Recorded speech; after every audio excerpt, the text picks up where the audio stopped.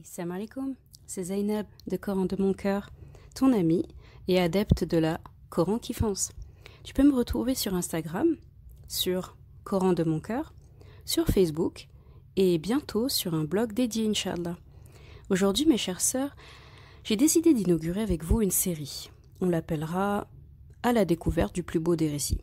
Vous savez, le récit du prophète Youssouf alayhi salam. On démarre ? Alors, on en était au verset 94 et 95. ولما فصلت العير قال أبوهم إني لأجد ريح يوسف لولا أن تفندون قالوا تالله إنك لفي ضلالك القديم. Et dès que la caravane franchit la frontière, leur père dit: Je décèle certes l'odeur de Youssouf, même si vous dites que je radote. Et ils lui dirent: Par Allah, te revoilà dans ton égarement, dans ton ancien égarement. Donc la caravane se met donc en route. Vous voyez les frères qui retournent, tout contents, en tout cas ils retournent, ils en ont quand même pour un bon bout de temps de voyage. Donc ils sont de retour en route vers les terres de Yaqub alayhi salam. Donc en émissaire d'une bonne nouvelle cette fois-ci, pour une fois. Le terme fasalat dans fasalatil iru, donc quand la caravane franchit, signifie littéralement franchir la première frontière, c'est-à-dire c'est la première étape du voyage. C'est-à-dire qu'Allah précise le fait que les frères n'avaient pas encore passé la frontière qui signe la fin du territoire égyptien. Donc il faut imaginer ils arrivent aux portes c'est-à-dire à la frontière égyptienne, là, d'accord ? Ils venaient à peine de se mettre en route, en somme. Eh bien, c'est à ce moment précis, exactement précis, qu'Allah dit que Yaqub alayhi salam sentit l'odeur familière de son cher fils Youssouf alayhi salam. Donc, chose qui tenta d'expliquer à son entourage, resté sur les terres, donc sa famille, tandis que ses fils étaient en Égypte. Il anticipe sur leurs remarques, même si vous dites que je radote. Donc là, tout de suite, il sait très bien qu'on va encore le taxer le taxer de fou, ou bien de penseur, ou bien non, tu radotes, hein, t'es un peu fatigué, tu recommences encore avec ton histoire, d'accord ? Donc là, on voit l'importance de respecter les sentiments et les pensées et le ressenti des gens, surtout qu'Yaqub alayhi salam, on le sait maintenant, c'est un prophète, il vous parle, vous, ça n'aura pas de sens, mais lui, il voit loin, il voit des choses qu'Allah lui montre et qu'il ne montre pas aux autres. Donc, ils lui dirent: Par Allah, te revoilà dans ton ancien égarement. En gros, tu persistes encore et toujours à t'accrocher au souvenir de Youssouf alayhi salam, alors qu'il n'est plus des nôtres à l'heure actuelle. Enfin, passe à autre chose, en gros. Remarque, ici, le terme égarement qui est utilisé, il n'est pas employé dans le sens qu'on lui connaît aujourd'hui, d'accord ? Personne dans l'entourage de Yaqub alayhi salam n'aurait l'audace d'associer un prophète à un égaré, d'accord ? Il faut le comprendre dans le sens, tu prends de l'âge, tu ne sais plus ce que tu dis, d'accord ? C'est pas le sens de la perdition totale. Verset 93. جاء البشير ألقاه على وجهه فارتد بصيرا قال ألم أقل لكم إني أعلم من الله ما لا تعلمون. Puis quand arriva le porteur de bonne annonce, il appliqua la tunique sur le visage de Yaqub. Celui-ci recouvra aussitôt la vue et dit: Ne vous ai-je pas dit que je sais de la part d'Allah ce que vous ne savez pas? Donc le frère porteur de bonne annonce, donc un des frères qui a été chargé par Youssouf alayhi salam d'appliquer la tunique sur le noble visage de son père, arrive donc en courant.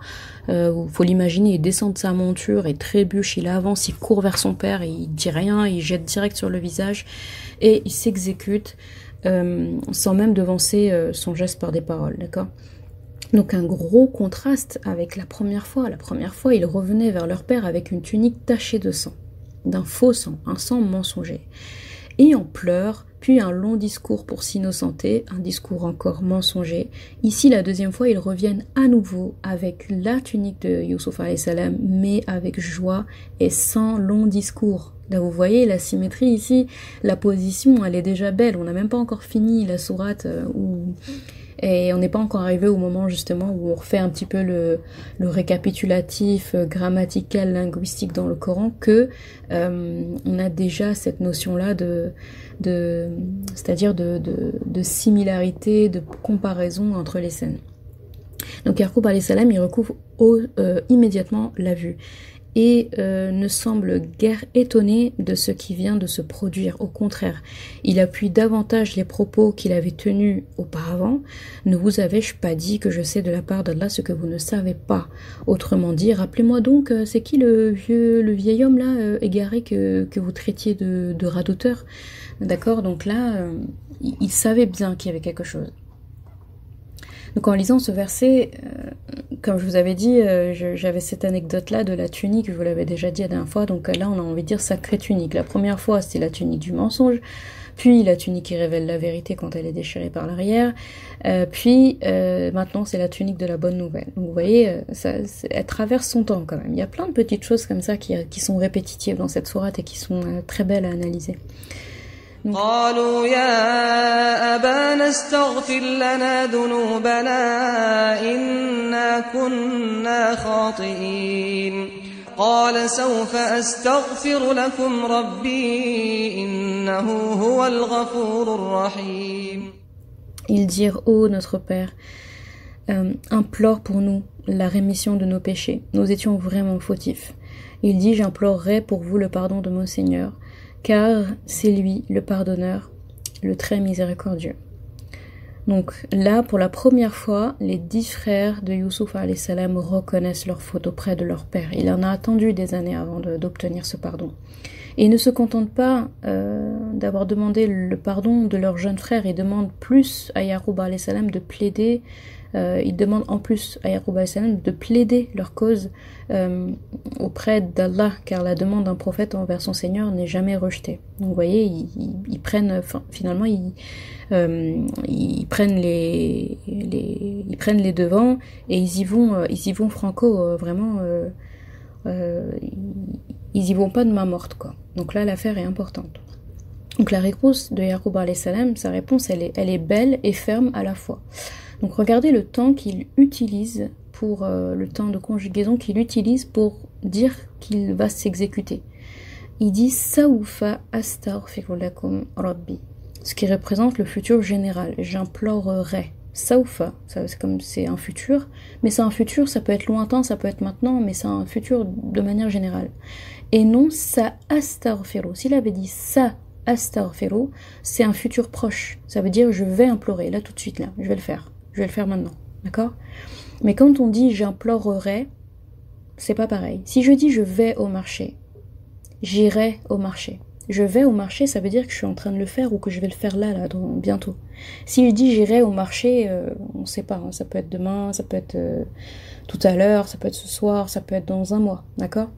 Donc là, Yaqub alayhi salam, il a utilisé celui qui est généraliste, qui ça peut être maintenant, ça peut être demain, ça peut être dans un mois. Il a utilisé ça, j'implorerai, d'accord?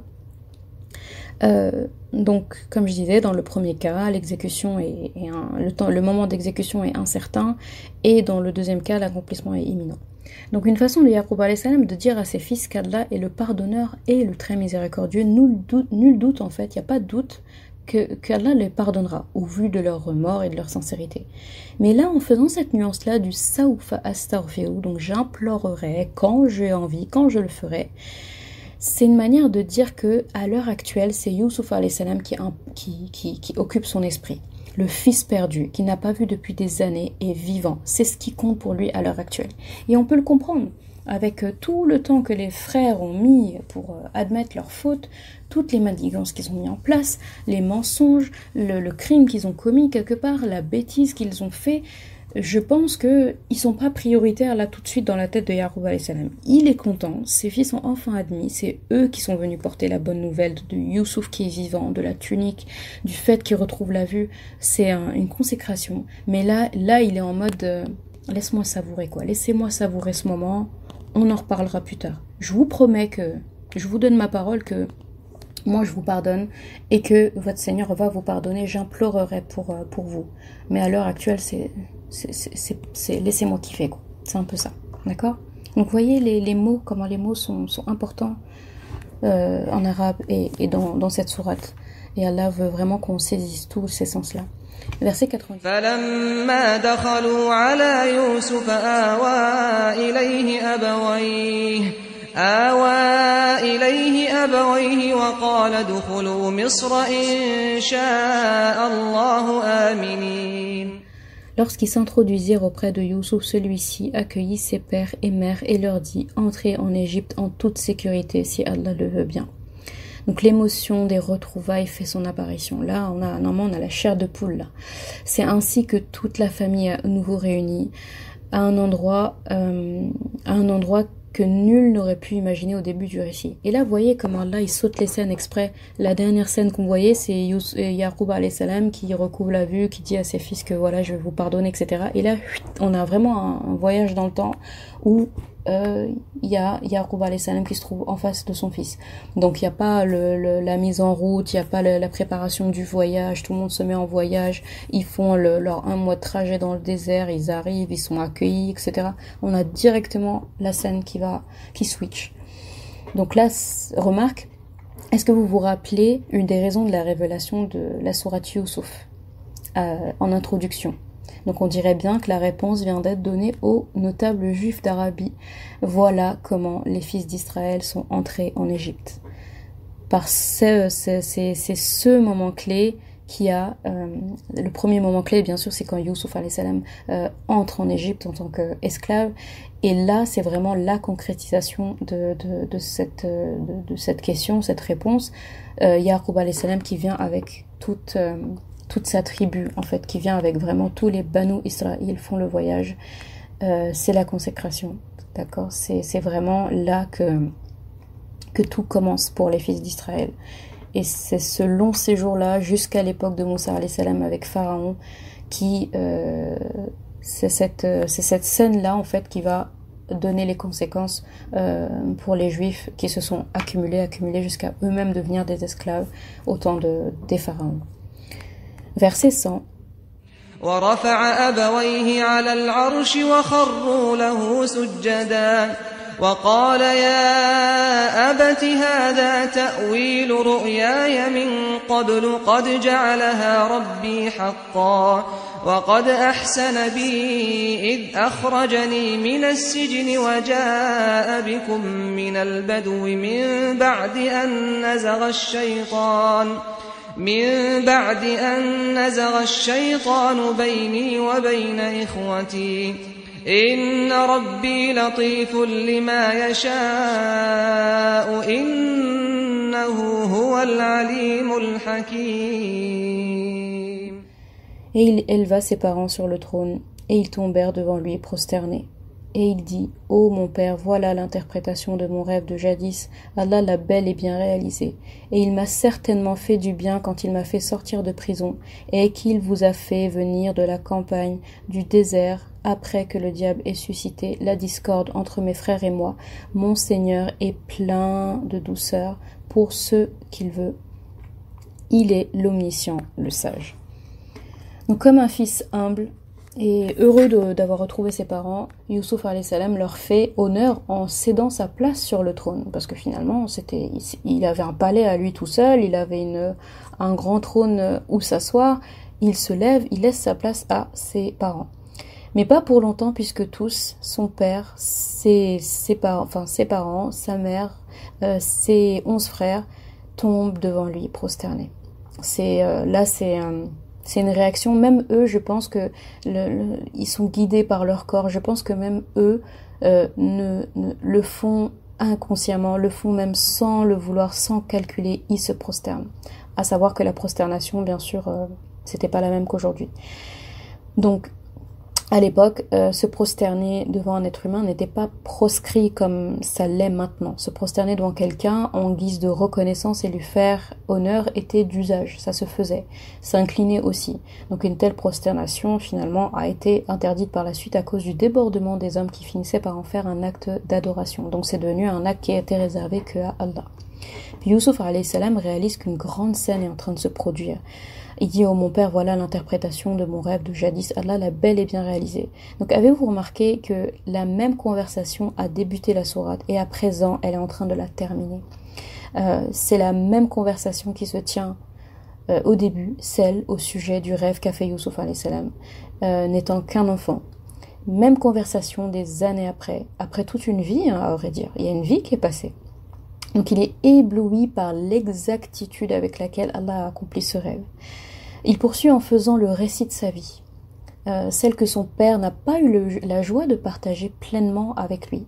Vous pensez bien, Yaqub alayhi salam, il doit être impatient là, il est heureux de retrouver son fils, mais il est impatient de s'informer sur la vie qu'il a menée, la vie qu'a menée son cher et tendre fils pendant toutes ces années. Donc regardez l'élégance et le tact qu'emploie Youssouf alayhi salam pour faire ce récit. Regardez bien. Il débute son récit par « Il m'a, en parlant d'Allah, m'a fait certainement du bien quand il m'a fait sortir de prison et après qu'il vous ait fait venir de la campagne. » Il fait complètement abstraction, table rase de ce qui s'est produit avant son séjour de prison depuis la scène du puits en gros. Normalement, s'il aurait voulu être précis, concis, il aurait commencé son récit depuis le moment où il a disparu, depuis le moment où il était plus il était loin de la vue de son papa, le moment où il s'est éloigné au loin avec ses frères, c'est là qu'il aurait dû commencer le récit finalement. Donc, et pendant ce même séjour en prison, il s'est passé des choses, mais il fait comme si rien s'était produit. Il a commencé son discours volontairement à cet instant-là, au moment où il sort de prison. L'instant où Allah a mis fin à son séjour de prison, l'instant à partir duquel ses épreuves se sont estompées, l'instant à partir duquel son honneur a été lavé, au moment où son rang a été élevé, tout ceci jusqu'aux présentes retrouvailles là qu'on est en train de décrire avec ceux qu'il chérit le plus. Pourtant, le discours qu'on pourrait attendre de toute autre personne, hein, finalement, c'est tel quel. Là, je joue la scène là, la scène normale qui aurait dû se passer avec n'importe qui. Ce serait: ah, si tu savais ce qu'ils m'ont fait ces 10 là, ils m'ont jeté dans un puits macabre. C'est même pas un puits. Des voyageurs malhonnêtes m'ont vendu à vil prix, m'ont trouvé là, ils m'ont vendu à un vil prix au marché. Et ces politiciens et leurs épouses chez qui j'ai atterri, je te raconte même pas. Puis des années en prison, etc. Et puis j'étais parmi les prisonniers, j'ai interprété leurs rêves, et puis l'autre il m'a oublié dedans, etc. Je suis restée des années supplémentaires. Il aurait pu dire tout ça. Il aurait pu dire tout ça, il aurait pu même analyser vraiment, tu sais, les ruses de femmes, il y a ça, tout ce que si tu savais les êtres humains, en fait, comment ils sont, etc., etc. Mais il n'a pas fait tout ça. Rien de tout ça. C'est un Youssouf complètement et particulièrement intelligent qu'on trouve une fois de plus. Donc là, quand on voit que il a vraiment appris l'interprétation des rêves, des conversations, des gens, voilà. Il a compris beaucoup de choses. Donc, Youssouf sait pourquoi il agit comme ça. Parce qu'il sait combien son père a souffert de son absence. Il sait combien son père s'est inquiété de ce qui aurait pu arriver au petit garçon qu'il était. La plus douce attention dont il pouvait faire preuve, c'était d'épargner des détails qui auraient très certainement fait de la peine à Yaqub alayhi salam. Mais ce serait également une entrave aussi au pardon. Parce qu'oublions pas que Youssouf alayhi salam, il a pardonné à ses frères. Et finalement, en islam, les règles de bienséance, on dit même qu'il est interdit, une fois qu'une personne s'est repentie d'un péché, de le lui rappeler, de l'évoquer, d'accord? Ça reste une affaire entre la personne et Allah dorénavant. Donc vous voyez, par cette manière de penser, il agit sur deux fronts. À la fois, il protège son père, à la fois, il respecte son engagement avec ses frères. Je rajouterais même une troisième, il se protège lui, il protège son nafs, il protège sa personne. Parce qu'en fait, on a un dicton au Sénégal qui dit, comment on le dit déjà?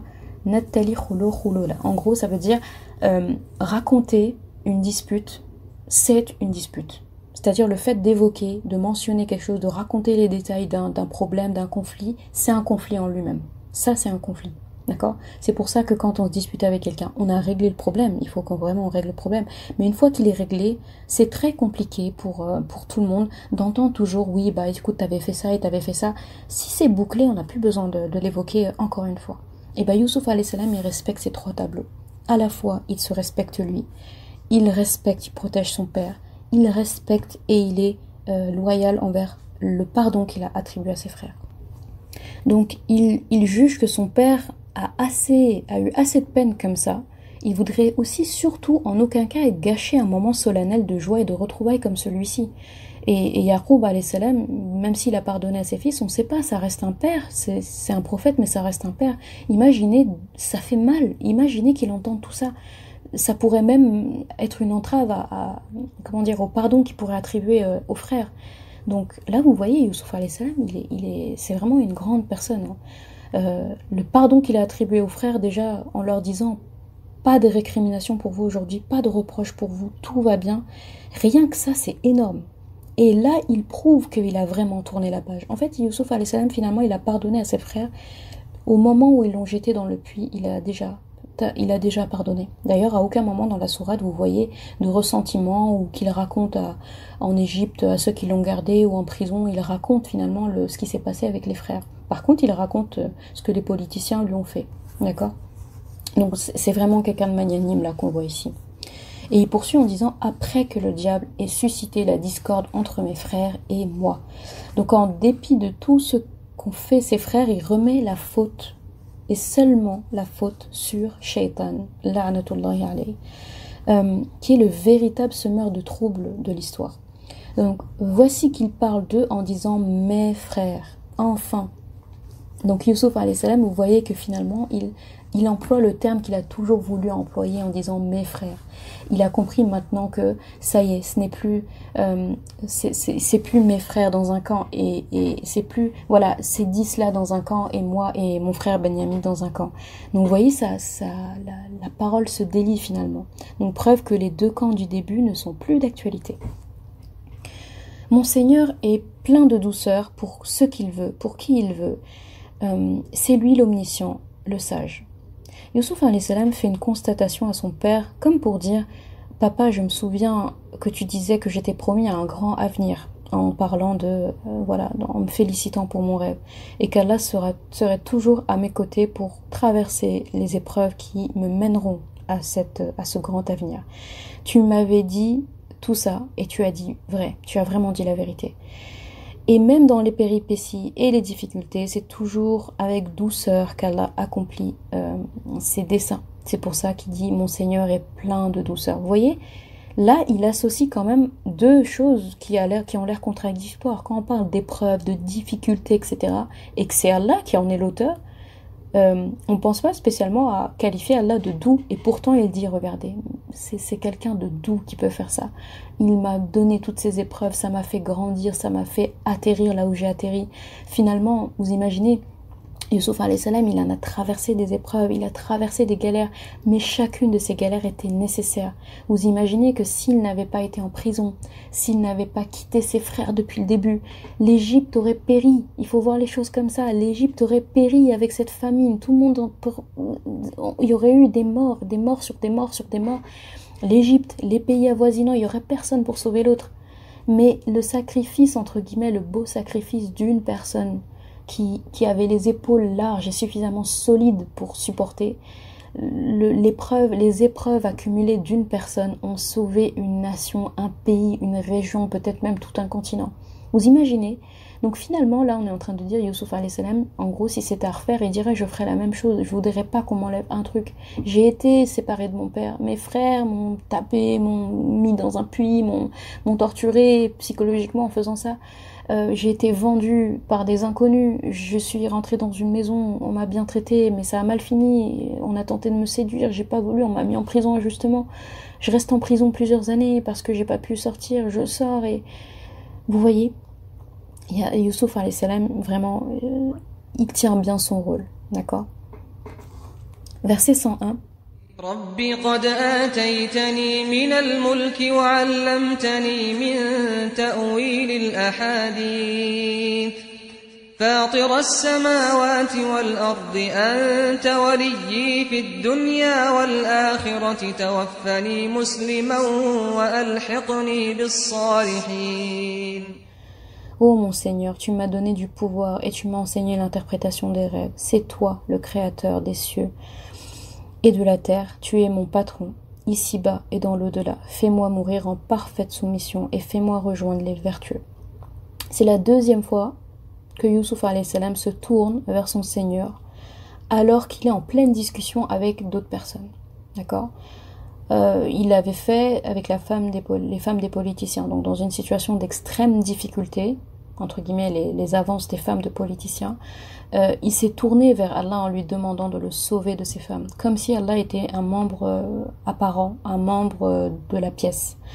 À présent, dans un moment de grande joie, il fait pareil et il fait le bilan des bienfaits qui lui ont été accordés. Tu m'as donné du pouvoir et tu m'as enseigné l'interprétation des rêves. Donc en effet, le pays aurait connu la famine si tu ne m'avais pas appris à interpréter les rêves, les conversations, les gens, la personne, l'être humain. Mes frères ne seraient pas venus à moi.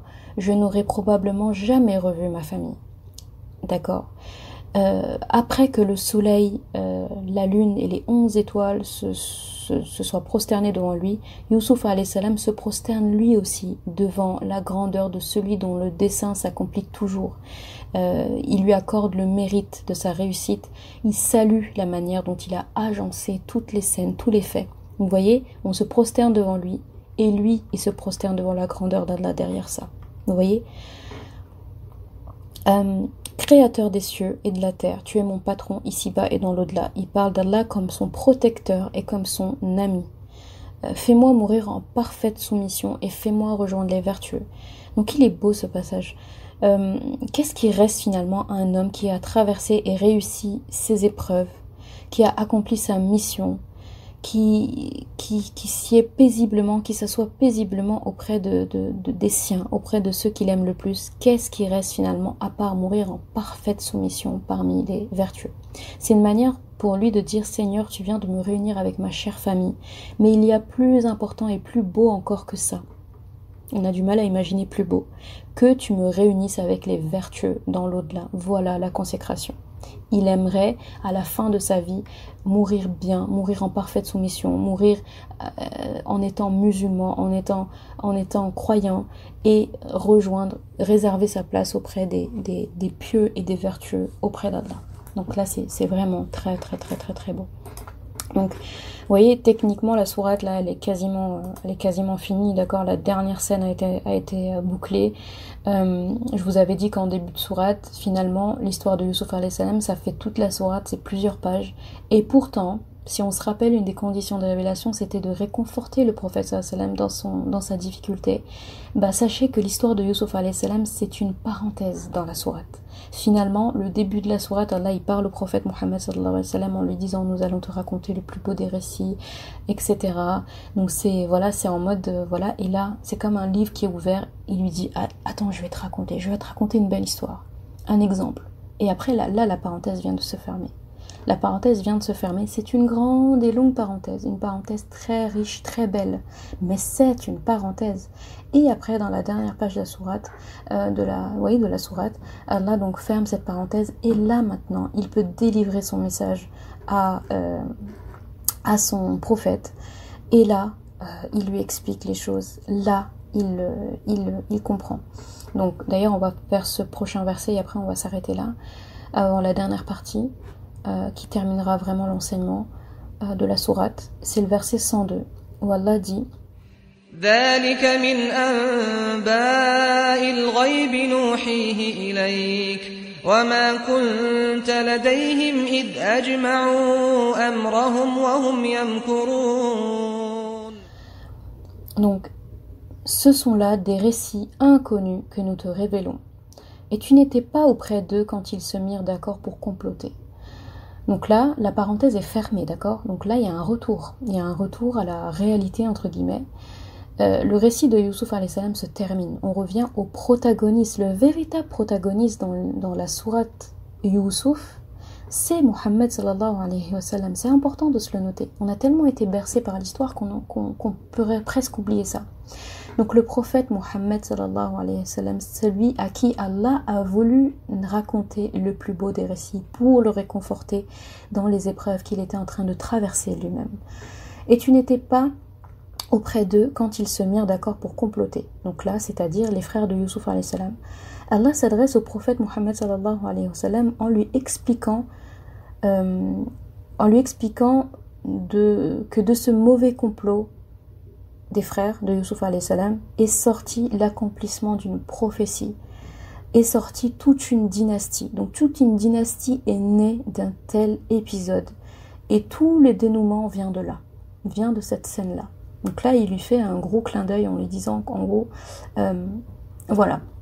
Donc à noter que, je récapitule ce que je disais, que le début et la toute fin de la sourate Youssouf alayhi salam ne parlent pas de Youssouf. Mais ce sont deux parenthèses qui contiennent son récit, parenthèses de part et d'autre, desquelles Allah s'adresse au prophète Mohammed sallallahu alayhi wa sallam.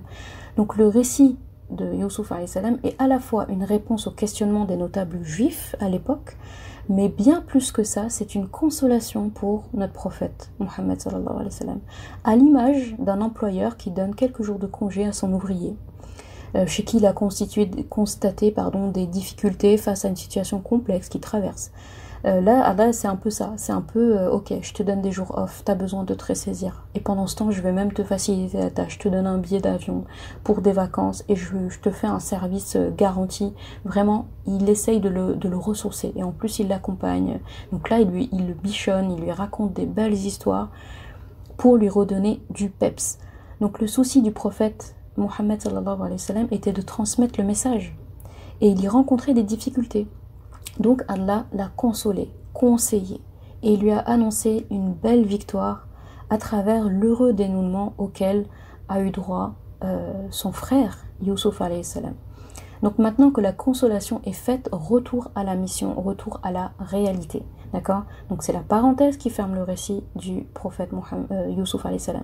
Donc là, Allah il énonce plusieurs points. En gros, il lui dit que aussi acharné que tu puisses être, Mohammed, tous ne croiront pas à ton message.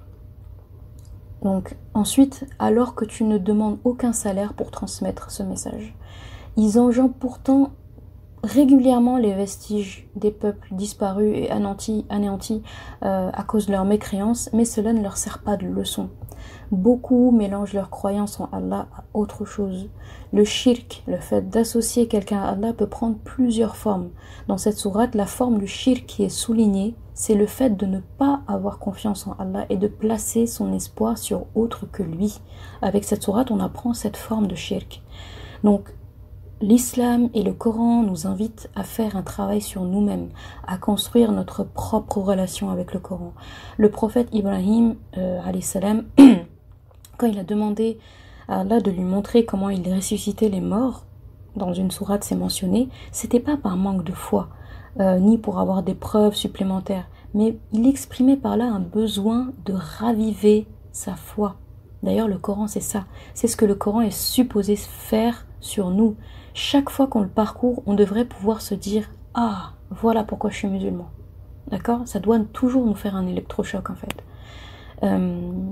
On va s'arrêter là, et la prochaine fois, Inch'Allah, on va reprendre, on va partir sur la structure de la sourate, les grands axes abordés, la symétrie qu'il y a dedans, les grands questionnements, les grandes thématiques, les problématiques, la résolution, et point par point, les qualités requises du musulman, les attributs d'Allah mentionnés, pourquoi est-ce qu'on a besoin de ça dans la vie, quelles sont les qualités que le musulman requiert en urgence pour pouvoir mener à bien sa mission et vivre sur terre.